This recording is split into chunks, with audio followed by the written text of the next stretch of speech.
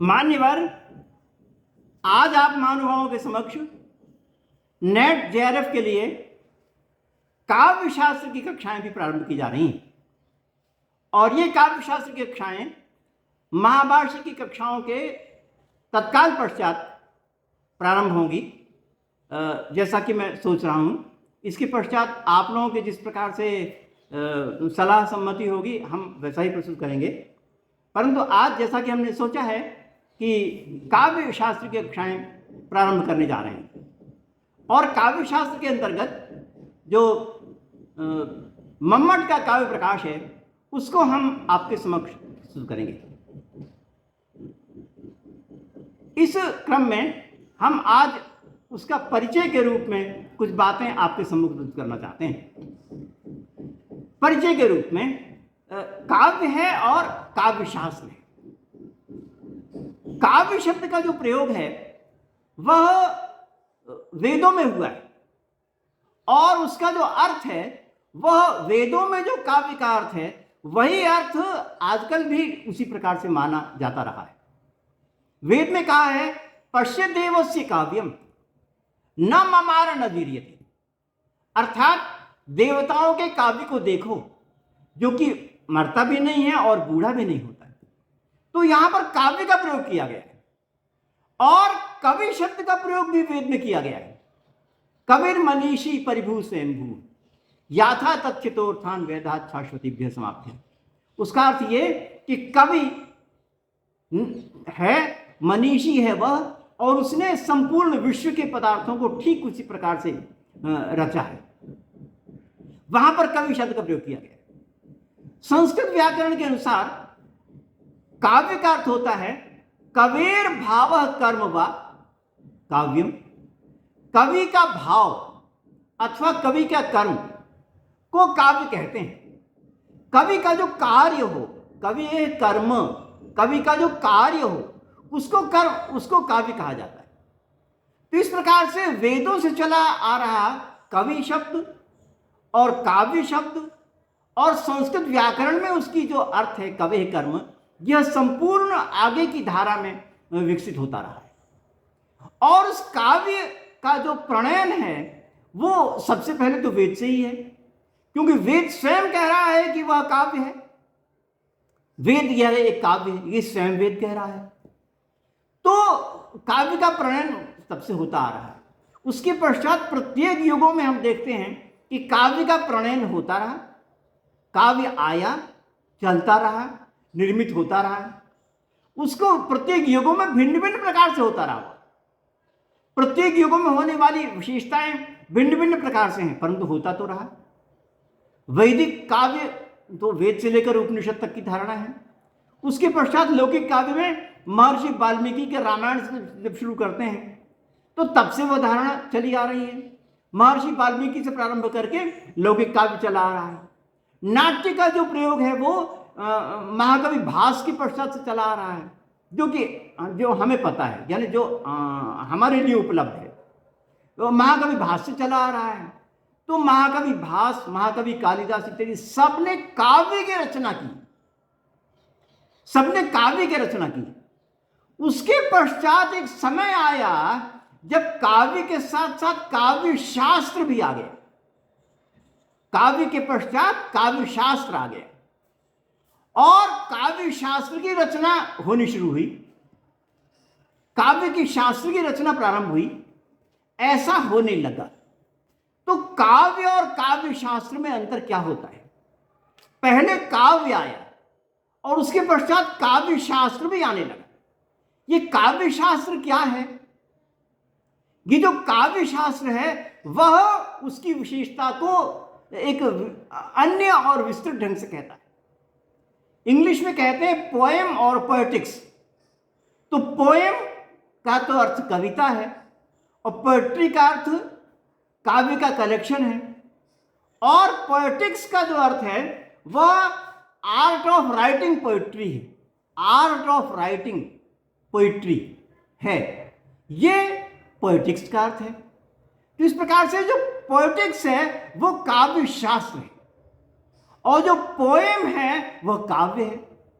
तो इंग्लिश में भी पोएम और पोएटिक्स ये दो प्रकार बनते रहे, और अपने भारतीय परंपरा में भी काव्य और काव्य शास्त्र ये दो बन गई। तो मैं कह रहा था कि काव्य तो बहुत प्राचीन समय से है, और काव्य शास्त्र कैसे आया?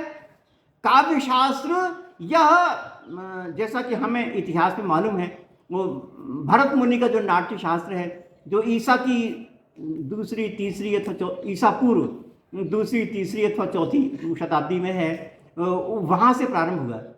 सबसे पहला काव्य शास्त्र का प्रारंभ भरत मुनि के नाट्य शास्त्र से होता है, ऐसा हम समझते हैं।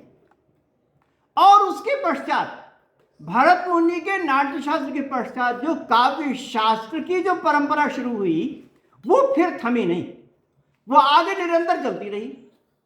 आगे हम देखते हैं कि भरत मुनि के नाट्य शास्त्र के पश्चात ये प्रारंभिक काव्य शास्त्र है, और उसके पश्चात हम देखते हैं कि रचनात्मक काव्य शास्त्र आए, फिर निर्णयात्मक काव्य शास्त्र आए, फिर व्याख्यात्मक काव्य शास्त्र आए।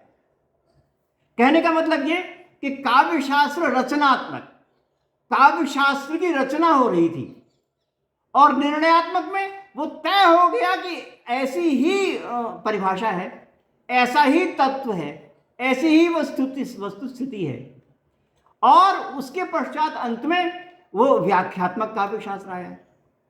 तो मैं काव्य शास्त्र की जो विशाल परंपरा है, उसके जो सोपान हैं, उनके आपके समक्ष वर्णन कर रहा था। सबसे पहले प्रारंभिक काव्य शास्त्र, उसके पश्चात रचनात्मक काव्य शास्त्र, उसके पश्चात निर्णयात्मक काव्य शास्त्र, उसके पश्चात व्याख्यात्मक काव्य शास्त्र। ये इसका सोपान है। तो सबसे पहले प्रारंभिक काव्य शास्त्र को अगर लेते हैं, तो भरत मुनि ने जो कहा वो प्रारंभिक काव्य शास्त्र के अंतर्गत था, जिसमें कि उन्होंने रस को आत्मा माना। और उसके पश्चात 7वीं 8वीं शताब्दी में जो विद्वान हुए, उन्होंने रचनात्मक काव्य शास्त्र को बताया। उसमें जितने भी संप्रदाय हैं, रीति, ध्वनि, अलंकार, सभी की स्थापना उसी समय हुई है। 7वीं 8वीं शताब्दी में जो रचनात्मक काव्य शास्त्र है, उसमें उन विभिन्न संप्रदायों की स्थापना हुई। और निर्णयात्मक में वो 9वीं 10वीं शताब्दी के अंतर्गत आया है, और उसमें परिभाषा तय हो गई। और व्याख्यात्मक काव्य शास्त्र ये में आचार्य मम्मट आते हैं, जिसमें कि उनकी विस्तार से व्याख्या इत्यादि की गई है। तो ये 4 एक क्रम है अथवा सोपान है, जिनको हम यहां पर कह सकते हैं। ये जो भी काव्य शास्त्र का विभाजन है अथवा विकास है, वो सबके सब इस बात का अन्वेषण करने के लिए हुआ है कि काव्य की आत्मा क्या होती है, काव्य की आत्मा क्या होती है, इसका निर्णय करने के लिए पूरा पोएटिक्स, पूरा काव्य शास्त्र विकसित हुआ है। अब आप देखिए कि दर्शन शास्त्र में भी काव्य की आत्मा के विषय में बड़ा विवाद है। दर्शन में, न्याय दर्शन में, सांख्य में, वेदांत में बड़ा विवाद है कि आत्मा क्या होती है। तो वेदांत वाले कहते हैं कि आत्मा है, इस बात पे विवाद नहीं है। आत्मा क्या है, इस बात पे विवाद है। आत्मा है, इस बात में विवाद है ही नहीं, क्योंकि मैं हूं, इसको कौन मना कर लेगा? मैं हूं को कोई मना नहीं कर सकता। परंतु अगर यह बताना चाहें कि मैं क्या है, तो इसमें विवाद पड़ जाता है। दर्शन वाले कहते हैं कि पता नहीं शरीर आत्मा है, कि पता नहीं बुद्धि आत्मा है, कि पता नहीं उसके अलावा पुरुष आत्मा है, पता नहीं ज्ञानवान आत्मा है या ज्ञान स्वरूप आत्मा है, इत्यादि बहुत सी बातें वे लोग कहते हैं। तो इनमें मतभेद है वहां पर। तो मैं दर्शन की बात को यहां मैं नहीं कह रहा हूं। मैं यहां पर कह रहा हूं कि जिस प्रकार से दर्शन में आत्मा के संबंध में विवाद है, उसी प्रकार से काव्य की आत्मा के संबंध में यहां भी विवाद हो गया। यहां माने काव्य शास्त्र में विवाद हो गया कि काव्य की आत्मा कौन होती है। अब बताइए ना, जो चीज एकदम साफ दिखाई पड़े उसमें तो विवाद नहीं होता है, और जो चीज साफ कभी ना दिखाई पड़े, पीछे से दिखाई पड़े, वो तो विवाद होता है। मेरा जो चेहरा है उसमें जो तेजस्विता है या जो हास्य है अथवा अन्य प्रकार की जो अभिव्यक्तियां हैं, वो अंदर से प्रकाशित हो रही हैं। ये जो मेरा चेहरा उसमें नहीं है, क्योंकि मेरा जो चेहरा तो शरीर तो जड़ होता है। तो जो तेजस्विता इत्यादि धर्म है वो इस चेहरे के अंदर से आ रहे हैं, बाहर उद्बोधित हो रहे हैं। तो उसमें वो कौन है, ये स्थापना करने में संदेह होता है। जो सामने दिखाई पड़ता चेहरे के अंग वो तो स्पष्ट है, परंतु आत्मा जो कि उस चेहरे में तेजस्विता प्रदान कर रही है उसमें संदेह होता है कि वो कौन है। तो इस प्रकार से आत्मा काव्य की कौन है, इसमें संदेह होता है। तो लोगों ने बहुत सी चीजों को अलग अलग स्थापित किया कि आत्मा का मतलब सबसे जो आवश्यक, सबसे अनिवार्य, सबसे कीमती वस्तु काव्य की कौन है, इसको स्थापना करने का प्रयास किया। और इसकी स्थापना करने का जितने लोगों ने प्रयास किया सबके सब सही थे और सबके सब सही नहीं भी थे, क्योंकि कोई एक तो कोई हो ही नहीं सकता ना, कोई एक, सब मिल के हैं। अब आपसे कोई पूछे कि फूलों में सौंदर्य कहां पर रहता है, फूलों में सबसे बढ़िया सौंदर्य कहां पर होता है, तो कहेगा कि सबसे बढ़िया सौंदर्य तो फूलों की पंखुड़ी के कटिंग में है। कोई कहेगा फूलों की जो रंग है ना उसमें है। कोई कहेगा फूलों के जो रंग भिन्न भिन्न प्रकार के हैं ना और वो भिन्न भिन्न आकृतियों में हैं, उसमें है सबसे बढ़िया सौंदर्य। तो अब हम किसको माने? एक दृष्टि से तो कहना होगा कि सबको माने, और एक दृष्टि से कहना होगा कि किसी को ना माने। मतलब सबके सब में है और किसी में भी नहीं है। हम ये तय नहीं कर सकते कि वो किसमें है, फूल का वास्तविक सौंदर्य किसमें है ये बताया नहीं जा सकता। इसी प्रकार से काव्य का सौंदर्य किसमें है ये बताया नहीं जा सकता। फिर भी विद्वानों ने अलग अलग तय करने की चेष्टा की कि नहीं इसमें है, सबसे ज्यादा इसमें है, ऐसा उन्होंने बताने की कोशिश की अन्य विद्वानों ने। तो भिन्न भिन्न विद्वानों ने स्थापित किया कि काव्य का जो सौंदर्य सबसे बढ़िया, सबसे उत्तम, उत्कृष्ट कोटि का सौंदर्य कहां पर निवास करता है, वही काव्य की आत्मा होगी। तो काव्य की आत्मा को तय करने के लिए पूरे काव्य शास्त्र बने। जितने काव्य शास्त्र बने हैं वो सब काव्य की आत्मा को सिद्ध करने के लिए बने, और काव्य की आत्मा को सिद्ध करने के पश्चात अंतरंग रूप से, आनुषंगिक रूप से उन्होंने अन्य बातों को भी निरूपण कर दिया। तो सबसे पहले काव्य की आत्मा के रूप में भरत मुनि के नाट्यशास्त्र में कहा गया कि ये रस काव्य की आत्मा होती है। अब ये जो रस काव्य की आत्मा होती है, और आगे के लोगों ने कहा कि नहीं अलंकार होती है, अन्य लोगों ने कहा कि नहीं वक्रोक्ति होती है, किसी ने कहा कि नहीं रीति होती है, किसी ने कहा कि नहीं ध्वनि होती है। इस प्रकार की उन्होंने बातें कही। यहां पर मैं एक बात कहने जा रहा हूं, वो ये है कि वक्रोक्ति है, रीति है, ध्वनि है, इत्यादि जो चीजें हैं वो तो लगता है कि काव्य के शब्दार्थ में है। यानी भरत मुनि ने और उसकारों ने, आगे लोगों ने ही माना कि जो शब्दार्थ होते हैं वो काव्य का शरीर होते हैं। शब्दार्थ काव्य के शरीर होते हैं, और ध्वनि इत्यादि काव्य की आत्मा होती है। तो जहां पर शरीर निवास करे वहीं पर तो आत्मा रहनी चाहिए ना। तो ध्वनि वहां पर रहती है, अथवा अलंकार काव्य के शब्दार्थ रूपी शरीर में रहते हैं, इसलिए वो आत्मा होती है। मगर जो भरत मुनि ने कहा कि रस होता है, रस तो सब्जेक्टिव है, रस तो उन शब्दार्थ में रहते नहीं। तो कैसे कहा भरत मुनि ने कि रस काव्य की आत्मा होती है? आप मेरी बात सुन रहे हैं? यानी ध्वनि, अलंकार इत्यादि तो काव्य के शब्दों में रहता है, और जो रस है वो काव्य के शब्दों में नहीं रहता, वो तो मेरे मस्तिष्क में रहता है, वो तो सब्जेक्टिव है।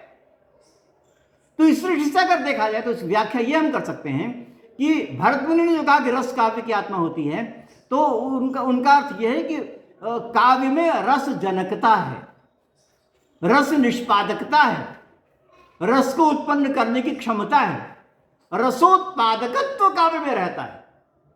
रस का उत्पादकत्व जो है ना वो काव्य में रहता है, और रस के उत्पादकत्व काव्य में रहने के पश्चात उसका जो उत्पादन होता है वह हमारे चेतना में होता है।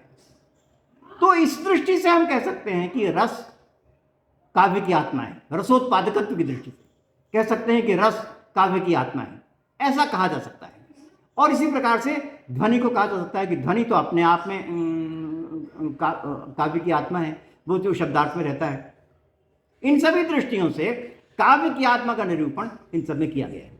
तो अब मैं यहाँ पर इसका, अपनी बात का यहाँ पर उपसंहार करूँगा, और मैं ये कहना चाहूँगा कि जो अपने यहाँ पर काव्य शास्त्र बना है वो इस बात का अनुचिंतन करने के लिए बनाए कि काव्य की आत्मा क्या होती है, और काव्य की आत्मा के अनुचिंतन करने के प्रसंग में उन्होंने पूरे काव्य का जो परिभाषा है वो सब उन्होंने प्रदान की है अपने आप में।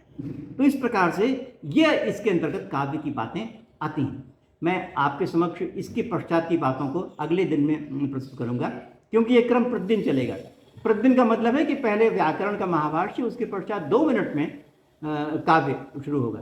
इसलिए आप सबसे विनम्र अनुरोध है कि आप महाभाष्य के पश्चात 2 मिनट के पश्चात काव्य शास्त्र का भी श्रवण करें और मेरा उत्साह बढ़ाएं। आप सब ने मेरा उत्साह बढ़ाया, यहाँ पर आप उपस्थित हुए, इसलिए मैं आपको बहुत बहुत धन्यवाद